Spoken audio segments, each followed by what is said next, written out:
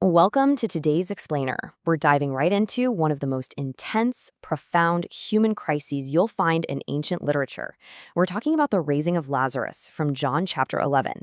But look, we're not just going to recount the miracle itself. We're actually going to unpack the baffling mystery of the timeline, dig into the cultural context of the ancient Middle East, and look at the raw, very real human emotions at play here. It's a story that starts with agonizing grief and ends with just a massive display of power. Let's get right into it. So, Martha, who is Lazarus' sister, confronts Jesus with this absolutely heartbreaking reality. She says, "Lord, if you had been here, my brother would not have died." Man, that is such a raw moment, isn't it? When tragedy strikes, this is kind of the universal question we all ask. It's that anguished cry when you're looking for help and it feels like it just arrived way too late. Martha and her sister Mary had sent this urgent message to their close friend, Jesus, fully expecting him to drop everything. But he didn't. And honestly, that delay leads us right to questions that feel incredibly modern. Where were you? Why didn't you stop this heartache when you literally had the power to do it? Which brings us to the core of the whole thing. Why did Jesus wait? This is the central, baffling mystery of our narrative today. I mean, think about it. Why would a renowned healer, a guy who has cured absolute strangers, delay his arrival when his best friend is actively dying? Well, as we're going to see when we look at the historical and cultural context, this wasn't some accident. It wasn't a scheduling conflict or bad traffic. The delay was highly intentional. And the reasons behind it, they completely shift how you understand the entire event. Section 1. The Urgent Message. So before we even get to the tomb, we've got to start with this desperate message sent across the region. Mary and Martha send word to Jesus, who's ministering over across the Jordan River. And the message is short and desperate. "Lord, the one you love is sick." They don't even use Lazarus' name. That's how tight their relationship was. Jesus was a regular at their house in Bethany. But, and here's the crazy part, his initial reaction to this terrifying news seems surprisingly nonchalant, at least to us reading it today. He gets the message, confidently says the illness won't end in death, but will actually show God's glory, and then he just stays exactly where he is for 2 more days. And that timeline, it is absolutely agonizing. Let's map this out so you can really see it. Bethany was roughly a day's journey from where Jesus was across the Jordan. So day 1, the messenger arrives with the news. Based on travel time, Lazarus actually likely dies while that messenger is still en route. Then we hit days 2 and 3. Jesus stays put. He doesn't move an inch. Finally, on day 4, he makes the journey and rolls into Bethany. But by the time he gets there, Lazarus has been dead and buried for 4 full days.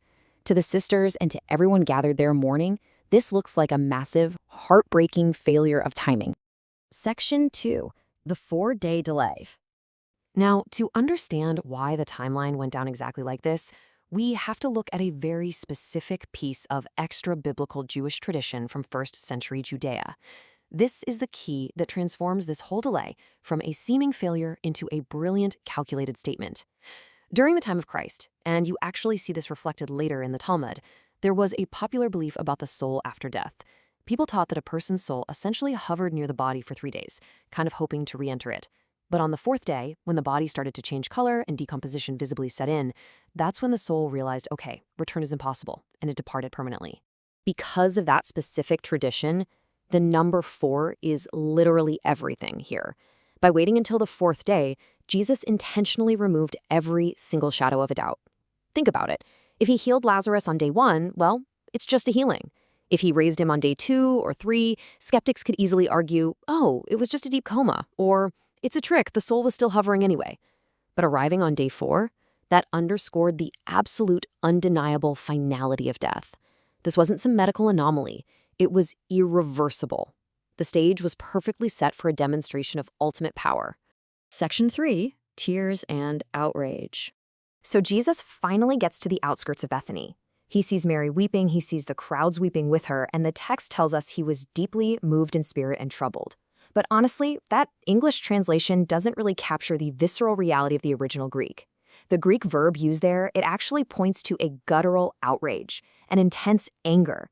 Jesus isn't just sad here, he is furious. He is looking dead at the unnatural curse of death itself, seeing the sheer devastation it causes, and he is outraged by it.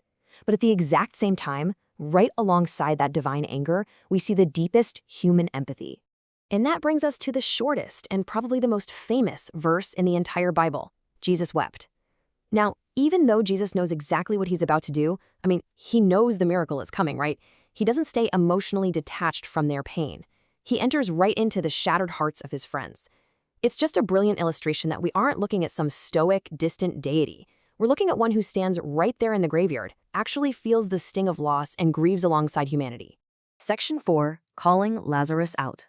But of course, sympathy alone doesn't conquer the grave. Jesus tells the crowd to take away the stone, and suddenly, human logic collides hard with divine intention. Martha, who is ever the practical one, steps in with a stark biological reality check. She says, "Lord, already there is a stench because he has been dead 4 days." It's a pretty graphic reminder of the physical decay that's already happening. She clearly isn't entirely confident Jesus knows what he's doing at this point, because death is messy, it's final, and yeah, it smells. But Jesus is completely undaunted by the stench of death. The stone gets rolled away, he prays out loud, and he specifically does this not for his own sake, but so the crowd will actually understand where his authority comes from. And then he issues the command that is the absolute crescendo of this entire story. Lazarus, come out. Ancient commentators have actually pointed out that Jesus had to use Lazarus' specific name here. Why? Because given the sheer authority of the Creator's voice, if he just yelled, "Come out," literally every grave in the vicinity might have emptied out. And then the dead man walks. Lazarus stumbles right out of that cave, still completely wrapped up in his linen burial clothes. Jesus just tells the crowd to unbind him and let him go. Now, as you can imagine, the immediate aftermath of this is totally chaotic and highly consequential. A lot of the people who witness this absolute impossibility, they instantly believe in Jesus. But others, they run straight to the religious leaders. And there's a fascinating historical irony here. It's exactly this specific miracle, raising his best friend, that terrifies the Pharisees the most. They're terrified the Romans are going to crush their nation if the crowds rally behind Jesus. So literally from that exact day forward, they officially begin plotting to execute him. Bringing Lazarus back to life directly sealed Jesus' own death warrant. Section 5, resuscitation versus resurrection. Now, to really grasp the source material here, we need to make a crucial theological distinction. Because what happened to Lazarus was technically a resuscitation, not a resurrection in the ultimate biblical sense. Think about it. Lazarus was raised back to his normal, mortal life. He hobbled out still wrapped in grave clothes, and he needed help just to take them off. And crucially, Lazarus would eventually grow old and die again. Contrast that with the Christian doctrine of Jesus' own resurrection later in the text. Jesus is raised to eternal life in a glorified body. He leaves his grave clothes neatly folded behind him in the tomb, proving he's never going to need them again because he conquered death forever. So Lazarus' return, an amazing miracle for sure, but it was really just a preview of the main event.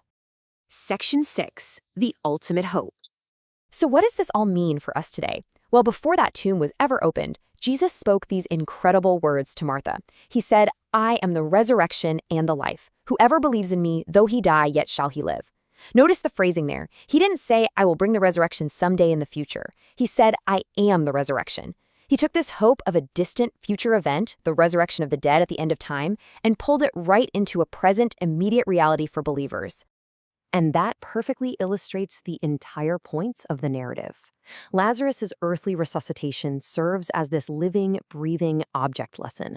It's framed as an absolute guarantee against the darkness of grief. It shows that there is literally no loss, no timeline, no amount of decay that places us beyond the reach of divine authority. The life that Lazarus lived after walking out of that tomb was a daily walking foretaste of the eternal life to come, a constant reminder that the grave simply does not have the final say. Right after Jesus makes that massive claim about being the resurrection and the life, he looks directly at Martha, right in the middle of all her grief and confusion. He asks her a deeply provocative question, and it's the exact same question the text demands of every single person who reads it today. Do you believe this? It's a question that completely challenges our understanding of life, of death, and of what comes next. And that is exactly where we're going to leave it for today.